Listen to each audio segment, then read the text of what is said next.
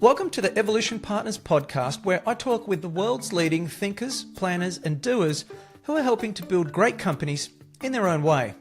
We learn how the work they're doing is creating an impact and get to know a little bit more about them and what makes them tick.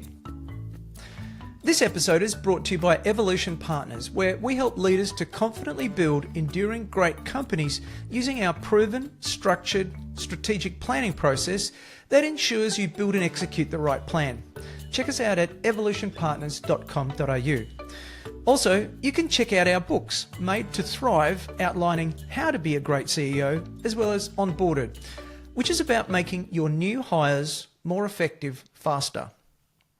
Larry Levine is a best-selling author of Selling from the Heart and is the host of the Selling from the Heart podcast. Over 30 years of B2B tech sales experience, he guides sales teams worldwide to build trust, boost revenue, and form authentic client relationships. Larry's second book, Selling in a Post-Trust World, tackles how to succeed in an era of growing skepticism. Larry, thanks for joining me today. It's my pleasure. I've been looking forward to this. Good stuff, good stuff. So I'd like to start with a little bit of backstory. So tell us, how did you get into the sales profession? How did you end up being a salesperson? And how did you end up being known for authentic selling? I mean, you would never believe this, but I spent almost 30 years in the office technology channel. So I live in Southern California, just northwest of Los Angeles. And when I graduated college, I had a couple degrees and I had all the university smarts, but I had no true experience out in the field. So I did what most young people would do. And so now I'm dating myself because this was pre-internet. So I knew I wanted to get into sales. I just said, you know what? I think some of the most hardest things to possibly sell, and this was from experience, and speaking with my father, is go sell copy machines. It's the hardest thing, probably one of the most commoditized things you could possibly sell. If you could succeed in it for a year, you're worth your weight in gold. Well, it's not how I was raised to job hop. So I figured, you know what? I wanted to get into sales. So I figured I'm just going to double down on becoming the best version of myself, but figuring out how to become a sales professional as opposed to a sales rep. And for 30 years, I really honed in on working on building authentic relationships, bringing meaningful value in a very chaotic space, that being selling copiers. And I parlayed that into a very successful career. And at 50 years old, I found myself at the crossroads and I go, what am I going to do with myself at 50? Made one phone call. I call that my lifeline to my dear friend, Daryl Amy, who's my podcast partner at Selling from the Heart. And he goes, hey, time out. You need to coach and train salespeople, sales leaders, and executives on how you built a very successful career in a very chaotic channel by building genuine, authentic relationships, bringing meaningful value and an experience like none other. And I doubled down on myself, never had a podcast, never wrote a book, never wrote an article, never publicly spoke, but I was willing to take a chance on myself. And here I am 10 years later having the time of my life.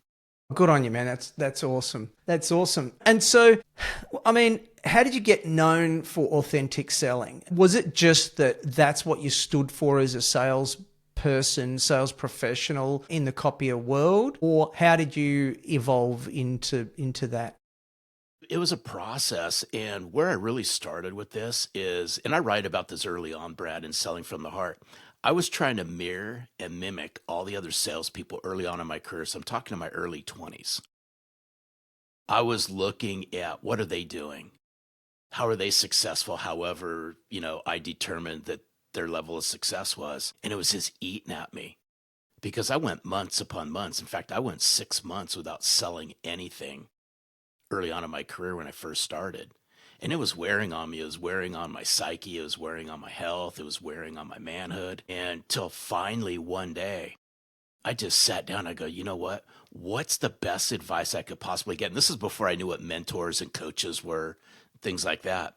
I got some of the best advice from the very first person I sold a copier to. Wow. That's awesome. It was a simple question. Why'd you buy from me? Why did you buy from me except you felt sorry for me because I made a big deal as my very first sale? And what I learned kind of got me on this very inquisitive, curiosity-led journey because this person just simply said, you didn't act like all the other salespeople. You made it about us. You didn't make it about our product. You cared for us. You didn't care for yourself and the outcome. Point being behind this, I go, you know what? I might be onto something. So then I just started to ask people, what do you like? What do you don't like about salespeople? What's a great experience? What's not so great experience? What would cause you to buy from somebody versus somebody else? And I soon started to learn through the lens of the buyers what they really wanted. And I did something really smart. I did the complete opposite, right? The complete opposite of what most salespeople do. I shine the light on them. I didn't shine the light on me. And just it was as simple as that. But some of the simplest things are the hardest things to actually put into play. I just started asking my customers, what do they expect? What do they want? And I just listened. And I did exactly what they shared with me. And I ignored all the noise. So it sounds like you kind of started off curious, and that curiosity helped you to evolve into the successful salesperson that you become, and then perhaps even into the kind of the podcast host, thought leader person that you are today. Yeah, true. And I want to go back to this authenticity for a moment, because I think, authenticity is a lifestyle. It's not a light switch, but it also requires practice. We're all authentic human beings. It's how we choose to carry ourselves. Well, early on in my career, I wasn't being true to who I am because I was trying to carry myself as everybody else was in the sales team.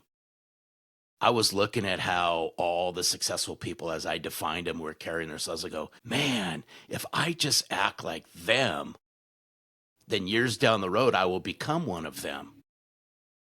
It wasn't working out until I found out that the best person I could possibly be is myself. And I went on this journey for decades, really unpacking who I was. The more comfortable I became with myself, the easier it was for me to become comfortable in situations that required me to sell myself. That's awesome. That's awesome. Yeah. We can sometimes work in sales and become, or a lot of the sales profession, as I've observed, and I've done some selling myself, can end up very transactional. It can end up very much like, you're the number one thing on my mind while I'm here right now, but I'm like you said, I'm going to make it all about me. I'm not necessarily going to really take the time to ask the questions, to get to know what are your motivations, what are your problems, what are your challenges. And so how we deal with that is, if we haven't got the ability to kind of stop and look and analyze the situation from the customer's perspective, that can be a real challenge. So if people aren't doing that, how can they do that? Or is there a first step that you might think of? Well, here's what's interesting, and I just got to hone in on the word transaction, because I think if you carry yourself as a transactional-oriented salespeople, now let's just get this out on the table. There are some industries where that's it, right? It's just a transaction. I totally get it. But if you're in some kind of a B2B business where your customers or your clients, however you want to define them, are coming back for more and more and more of what your company has to offer, if you're carrying yourself as a transaction, you will be replaced, because somebody will always have better transactional speak than you. They'll outthink you when it comes to the transactional side of life. But if you can flip the switch, flip the mental switch, and right, I understand I got to play the short game. I understand that I have to make sales this month, and I got to hit my quarterly numbers, and I got to hit my annual numbers. I totally get that. But if you can play the long game and how you transform your thinking by shining the light on them, and the way you shine the light on them, being your clients or your customers, is you got to make it about them. You got to detach from the outcome. And I think so often, especially in transactional selling, we're so focused in on the outcome that we lose sight of everything else. If you can detach from the outcome, I know you have to sell things. I totally get it. By the way, the person on the other side of the desk or sitting right next to you, they know that as well. It's just how you go about doing it. If you detach from the outcome And this is going to be really hard, and there's going to be a lot of people that are going to disagree with me on this. That's okay. You have to let the conversation go where the conversation goes. You got to intently listen. You got to ask great questions. And then you got to layer upon those questions and layer upon those questions and listen. And I just call it, an artful blend. I've always called this, it's an artful blend of business questions, personal questions, business questions, personal questions. Because I learned this a long time ago. I still hold this saying true. I've seen it play out. The more comfortable you can make somebody feel about you, the more comfortable they will become. The more comfortable they become with you, the more they open up and they share their business secrets. The business secrets is things that they hold close to their heart. They will not tell you this if you carry yourself as a transaction. They can smell it, they can sense it, and they'll combat it. Yeah, yeah. I use the word transactional quite intentionally because work that I'm doing in a book that I'm writing at the moment is one of the components is customers drift toward indifference. Mm-hmm. And so because they do, naturally, they get distracted and things happen. And we need to work on lifetime value of a customer. We need to work toward building strong, meaningful relationships with clients. It's why we must do the work, because customers drift towards indifference. Then it becomes transactional. And then you're just another person in a queue of other salespeople or companies that want to deal with them, and they're not that interested. And so how do you deal? I mean, coming from the copier world, I would think that there would be an average lifetime of 7 years or something, probably connected to a lease in copiers, which means that there might not be as much of an opportunity to build a relationship sometimes. So have you got any ideas, words of advice about how to build a relationship with customer when there is a large purchase and or there's a long period of time between purchases as opposed to much more regular purchase? Oh, it's a great question because it's exactly what I lived through. I'll go back to God, and I'm going down deja vu. You're taking me down memory lane, Brad. That's okay. But the average lease, because this will play out in my answer. The average lease, say it's 3 to 5 years. So someone's going to, lease office technology, whatever that dollar amount is, anywhere from 36 months to 60 months, somewhere in that time frame. But it just doesn't mean that relationship's over. Definitely. It's just the way of the world is it requires service. It requires things happen, right? Needs change over time. And here's what's interesting about this, and I picked up on this, is it's not so much what happens before the sale or at the moment that they agree to agree. The relationship is really built what happens after the sale. Mm. And the reason why I bring this up is when I was early on in my career, and I think this still holds true for a lot of people today, early on in my career, I had a hard time putting profit in deals. The way I was coached in the late 80s and into the early 90s was, let me save you money, right? That was kind of, I'll come in, I'll evaluate things, and if I can save you some money, is that the basis for us to kind of move forward? Now I'm condensing all of it, but I think you and your listeners get where I'm going with this. For sure. But if you're paid on commission, or a vast majority of your earnings are on commission, and you're the low price leader, at some point, that affects your commission and what you provide for your family. So then all of a sudden, I had to figure out, okay, what is it that causes people to come back for more and more and more? It was a couple things. It was the strength of the relationship, what I did after the sale, and the experience that I brought afterwards. So what did I do on an ongoing basis? Gets back to being curious and asking a lot of questions. And I would just ask people, what do you expect from a salesperson after the sale? And a lot of people go, that's a great question, because most of the time they don't come around after the sale. Yeah. Right away, the light went off and go, if I'm going to strengthen the relationship, then it's up to me, not my company. It's up to me to bring an experience that's different from everybody else. And I'm here to tell you this, if you want to build genuine, authentic relationships in a B2B space, even if there's a length of time between purchases, it's what you do afterwards. It's the inspirational experience you bring, how strategic you are in quarterly reviews or strategic vision meetings, however you want to set these up. It's what you do on a routine basis. Now, keep in mind, they were buying things from me every 3 to 5 years, but I was in their office every 30 days. I was walking the halls. I was cleaning devices. I was putting paper in copier drawers. I was doing the things that most people wouldn't do. That's building relationships. I got a chance to meet people. I got a chance to shake people's hands. I got a chance to observe by walking around. That's building the relationship because people would come and go. I'd meet new people. Then they would start seeing, you know what? This person's coming around way more than everybody else. Even other salespeople are selling them other things. That's the difference. It's how do you want to be viewed? And, I break this down in Selling in a Post-Trust World. I bring up 4 things that you all can build trust around. And it's authentic relationships, meaningful value, deliver an inspirational experience, and be disciplined about it. And what we're talking about right now is inspirational experience. If you're a B2B salesperson, the experience you provide directly correlates to your profitability and your commissionable dollars you earn. That's what people are paying attention to. They may not pay attention to all the other little things, but they will pay attention to how well you take care of them. Yes.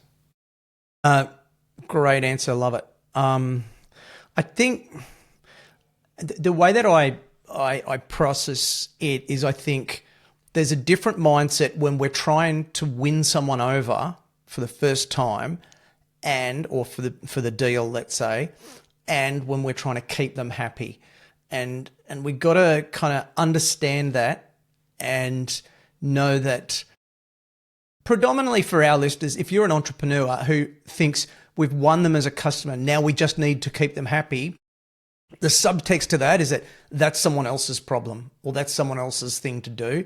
But we've got to build those meaningful relationships, I guess, to be ultimately successful, because it's much easier to sell to the person that you've already sold to than it is to the person that you haven't. But it leads to a question I'm really interested to get your take on. So what do you think is wrong with the sales profession today? How much time do we have? Not that much. In a Cliff's Notes. Again, this is just my take, my observation. For sure. It comes down to a couple things. I think we've just lost our capability for some reason. It's gone awry somewhere with our ability to build trust. Salespeople, I'm just speaking for the masses. I know that salespeople, they want to be viewed as being trustworthy. They want to be viewed as being credible. But they're taking a lot of old school practices and the way they've been coached and nurtured, because I believe salespeople are a product of the environments they're raised in. So they know what they know what they don't know. And I'm a massive believer that if sales is going to shift, if sales is going to get back to that great profession that it always has been, we got to, as leaders and executives, we got to coach sales teams and their leaders and these mid-level managers on how do you build trust and how do you build credibility. And where I see the whole sales world's gone wrong is around a couple areas. It's around coaching salespeople on people skills and relationship building skills. The reason why I bring this up, Brad, I've always asked CEOs and I've always asked executives, and I ask the same question. I've been asking it for years. This directly ties into your question. I always ask the executives, do you believe that your salespeople are in the people business and relationship building business? Upon which 100% of the time they say, yes, I agree. Upon which I say this: if trust and credibility are anemically low, and salespeople are constantly swimming for trust and constantly swimming for credibility, then you as a leader, the executive, what are you doing to coach and train your salespeople on people skills and relationship building skills, as your salespeople are the revenue and profit generating arm of your company? Yes. It's complete silence. I'm batting 1,000 in baseball terms when I ask that. But it goes back to that's what I believe is wrong. And there's many things. There's many great things about sales. But if sales leaders and executives can get how to help their salespeople with their people skills and relationship building skills, that has a direct tie into the low levels of trust and low levels of credibility. You raise the people and relationship building skills, It has a direct tie into trust and credibility, which has a direct tie into revenue and profit. I think that makes a difference. I mean, in the teams that I've worked with over the years, and I've led my own sales teams, a great productive salesperson is worth their weight in gold and completely justifies why they're probably the highest paid person in the organization. But without that, there's a lot of people who want to be that, but either don't have the skills or aren't doing the work to get there, which is I guess, more intended to praise the successful people than critique the others.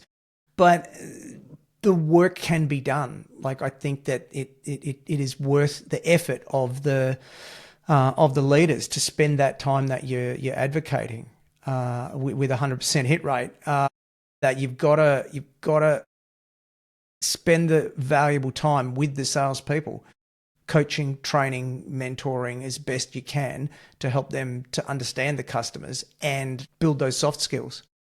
Absolutely, because soft skills will drive hard dollars. It's a subtitle of Selling in a Post-Trust World. It's soft skills. Call it people skills. They're the necessary skills. That will drive you hard dollars. Here's what's interesting. This goes along the same line because we've been talking about relationships throughout our conversation together here today. What many in sales view as a great relationship may not be viewed the exact same way by their customers or their clients. And to me, that's the opportunity. If I'm an executive today, what would scare the bejesus out of me as an executive is my salespeople saying, I got great relationships with our clients. And you as an executive and your salespeople have no idea if that's the same way your customers view the relationship. But you all are relationship sellers. So what is a great relationship? If I flip that, how would you describe a great relationship from the customer's perspective? Loving, caring. They have my best interest at heart. They listen to me. They make it about me. They shine the light on me. They're going there, just to steal an old line from, a mentor of mine. I wish I would have met this person, Napoleon Hill, going the extra mile. Yeah. Beautiful. Are you listening to me? Are you paying attention to me? Do you care for me? In selling from the heart terms, do you give a rip about me? They know they sense all of this stuff. They can tell it by your body language, your actions, your messaging, how fast you get back to them. When you say that you're going to do something, are you doing it when you say you're going to do it? They all pay attention to all of this. Yeah. And they're talking. They may not be sharing it with you, but I promise you this, they're sharing with a million other people. Yeah. And the way that you described before, walking the halls, talking to the people, cleaning the copiers, topping up the trays, a lot of people would see that as being beneath them, but I think it's the essence of being useful. Yeah. No, 100%. This is what concerns me, Brad. And I'm just speaking from knowledge based on, the situations that I find myself in with selling from the heart and the companies that I work with. As an executive, this would scare me. Yeah. If you're in a business where you raise your hand and say, my sellers are relational sellers, I want everyone just to follow along with me on this one. And this is all about mindset. I'm not here to cast a dark shadow saying that what you're doing is not working. This is the opportunity that you all have, especially if you're high relational sellers. I want you to think of your best customer. And I ask this all the time, Brad. I want, as a seller, as an executive, as a CEO, I want you to think, of your best customer right now. The one that puts a smile on your face. The one when you're having a bad day, you're going to call them or text them and they're going to respond and they're going to cheer you up. What is it that you really know about these people? What are their goals, their dreams, their aspirations, their visions? What concerns me? Most sellers, not all, most sellers take their best client, best customer. If I asked them what are their goals and initiatives and challenges over the next 90 days, very few of them can actually say what they are, but yet they're high relational sellers who are building rock solid relationships with their clients, yet they can't even answer a simple question. What are their goals, initiatives, and challenges over the next 90 days? And that's taking the time. That's, not talking about the features. What is it? Fab features. Yeah. something benefits, the really old school kind of sales tactics. This is taking the time on a human to human level to understand them and know them and then work and deliver to that. I mean, and that's really authenticity, right? That's what you're talking about there, is fronting up as an authentic human, which is really what the first book, Selling from the Heart, was all about. What haven't we covered off about the importance of authenticity from that book so far in this conversation? It's all about, does the walk match the talk? That's what people are looking for. Simply said, are you being congruent? I don't care if you're a sales leader, an executive, mid-level manager, salesperson. Are you being congruent? I just want you to think about that. Does the walk match the talk? You might think it does. That's okay. But through the lens of your clients, do they think you're congruent in how you take care of them? I'll leave that one for people to kind of dissect. Yeah. It's got to. Yeah, I. When you say that, it makes me think about a recruiter that I used many years ago. Too many for me to count, as a matter of fact. And this recruiter was our key person on particular roles. And then one day I caught one of our salespeople heading out for lunch, which was no problem. And I said, "Oh, we off to?" And he says, "I'm off to lunch with Brandon." And I'm like, "This is the recruiter who recruited that salesperson." I'm like, "Oh, that's really interesting." Like, he just said he wanted to catch up. Now, am I the customer or is that salesperson the asset in that scenario? Like, you can debate that. But in terms of that salesperson, to me, that certainly eroded that trust and that concern. And the way that he was fronting up wasn't congruent with what was actually happening in the background, because he was having a lunch with my salesperson that he'd recruited and I'd paid a fortune for, so that he could say to him, "Well, I have got this other role just in case you're not happy there." Just in case. I was like, dude, come on. Yeah. So yeah, it's are you rocking up congruent? I like it. That's really good. And so then, post-trust world, selling in a post-trust world. I mean, I've tracked this trust survey each year, and it's not getting any better. Probably for 10 years or so, I've just kept an eye on it. And government, business, NGOs, like across the media, there's a lot of real challenging situations. So how do you build trust in that environment? Like, that's the real simple question. Like, what's your gut reaction on how do you build trust in that type of environment when trust is so low? And I expand upon it in Selling in a Post-Trust World, but I did some deep thinking about this years ago as I was challenged. And it's really what led to writing Selling in a Post-Trust World, is I firmly believe that selling from the heart creates the foundation. But that's heart-centered salespeople. Some people might think that's pixie sticks and rose petals. That's okay. But if we're swimming for trust, the way that we at Selling from the Heart, and I firmly believe this, is you can build trust in 4 ways. And I write about it in Selling in a Post-Trust World. It's how well are you building genuine, authentic relationships with people. People crave this stuff. Whether you want to believe me or not, people actually crave genuine, authentic relationships from sellers. They've just been burned so many times. But in order to build trust, it's not only building that authentic relationship, you got to bring meaningful business value. If you can bring meaningful business value and combine it with authentic relationships, that's 2 sides of building trust. Yeah. And then if you want to throw the accelerant or the multiplier on this, bring an inspirational experience. It's how you and your sellers show up. Show up in a different way. Show up in an inspirational way. It's really interesting. It's not just show up with an experience, it's show up with an inspirational experience. As a seller, as an executive, breathe life into your clients. Don't suck the life out of them by acting like a transactional salesperson, and become disciplined with it. Discipline habits, it's hard, but if you can bring discipline's actually the glue to building trust. If you could be disciplined in how you build these relationships, if you could be disciplined in how you bring meaningful value, if you can bring discipline to how you build an inspirational experience, you become that most trustworthy sales professional they're craving. Remove discipline habits out of that, become inconsistent with all of that, and you're just like all the others, and I refer to you all as empty suits. There's a lot of empty suits out there. Tell me more about empty suits. It's the last chapter in Selling from the Heart, but it's just, empty suits is that prototypical salesperson, makes it all about me. They lack, they're not educating, they're not engaging, they're not exciting people into conversations. They make it all about me. They show up when they want to show up. They talk about product. They talk about how great their company is. They act just like every other salesperson that's out there. That's not what people are looking for. There's a lot of empty, broken salespeople out there. And it's my mission here at Selling from the Heart to elevate the sales profession.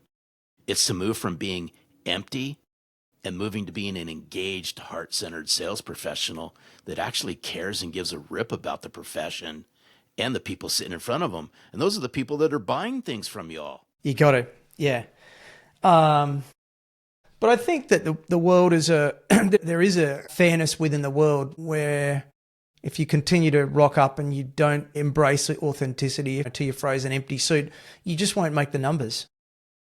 No, and you know what is, there's always the 1%ers, the 5%ers, the 10%ers, however you want to divide the percentages up. Here's what I do know. The people who are buying things from you, they're craving people, sales professionals who sell from the heart. They're disengaging from sales reps who are empty suits. And I challenge the sales profession in both books.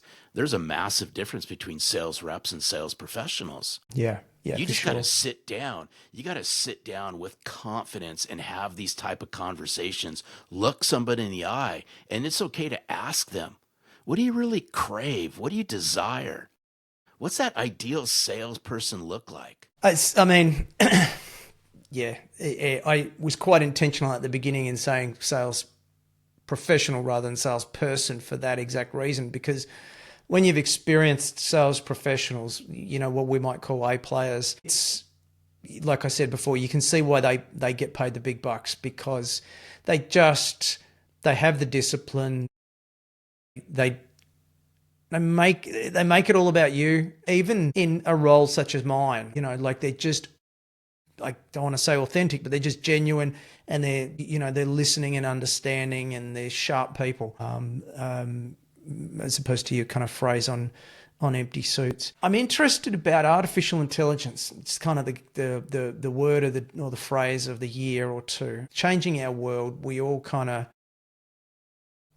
of to varying degrees have heard of it or used it and have some kind of opinion on it perhaps. But in terms of sales, I'll give you an example. I was with someone at a function the other day, and she was telling me how her husband had been called to ask if she wanted to do an appraisal on her house. Do you want to sell your house? Do you want to know what your house is worth in this market? And so he's talking and was undergoing a bit of a conversation. And then after a few minutes, he started to get a bit suspicious because the questions that were being asked, he'd already answered or weren't being asked in the right way. And then he suddenly realized that he was talking to a robot, an artificial intelligence robot, obviously, and then went to hang up. But I mean, this is today, and the technology moves real fast. Specifically, the question about artificial intelligence. How do you see it impacting the sales profession and or your approach around authenticity and selling from the heart? Oh, it's a great question, but it's interesting. I'm going to tell you right now, I know about this much when it comes to AI as it's defined. When I think of AI in the B2B space, in the channels that I play in, that I coach to, that we do really well in, to me, it's about authentic interactions. That's the AI that I think people should double down on. Yes, we're in this technology driven world.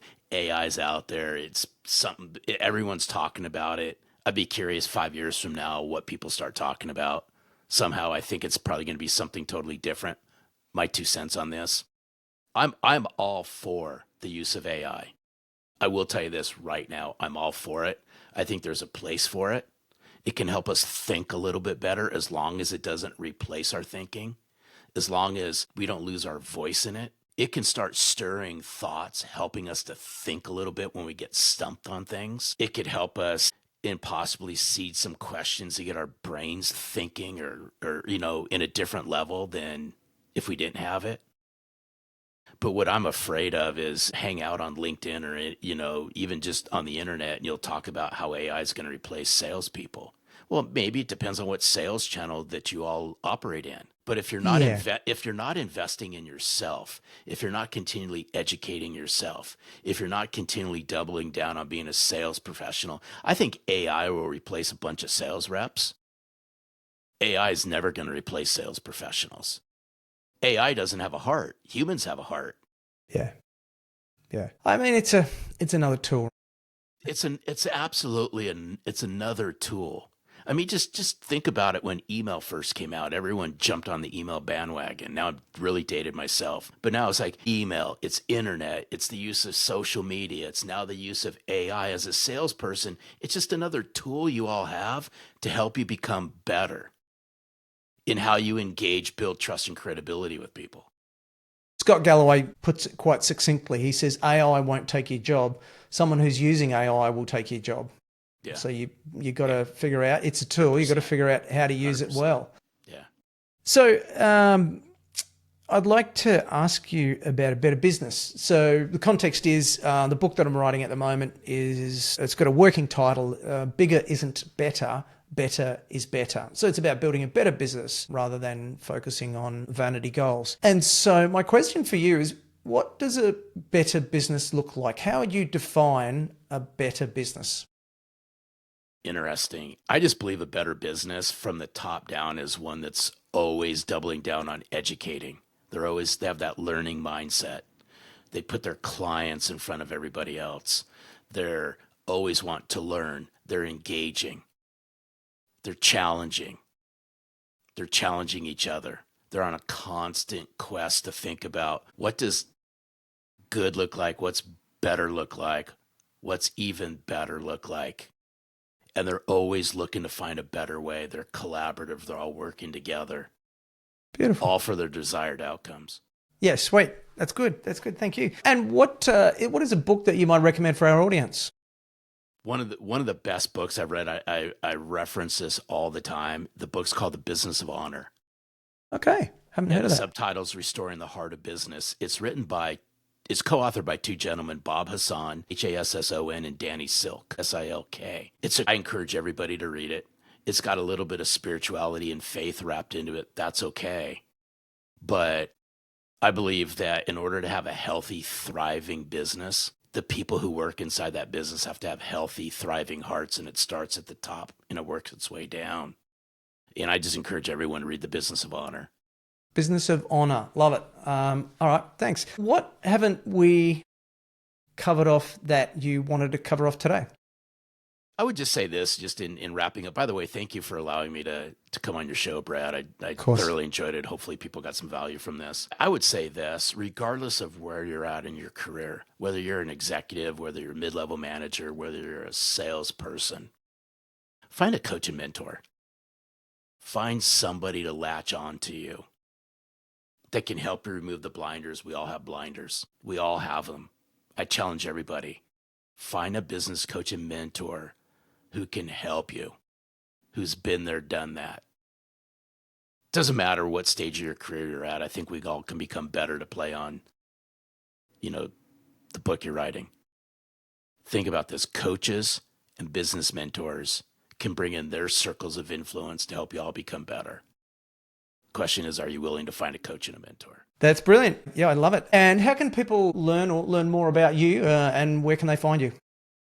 You can just go to sellingfromtheheart.net. You can find out everything you want to know about Selling from the Heart and the Selling from the Heart podcast. Just recently, a few months ago, we launched another podcast called Culture from the Heart. So you can go to culturefromtheheart.com. We interview heart-centered CEOs who are developing a very heart-centered culture.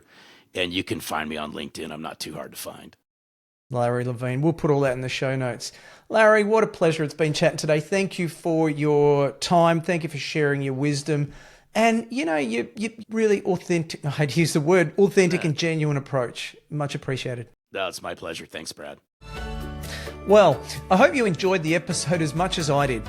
If you'd be kind enough to leave a review for the podcast, that'd be really helpful to other like-minded entrepreneurs, and then we can grow our community.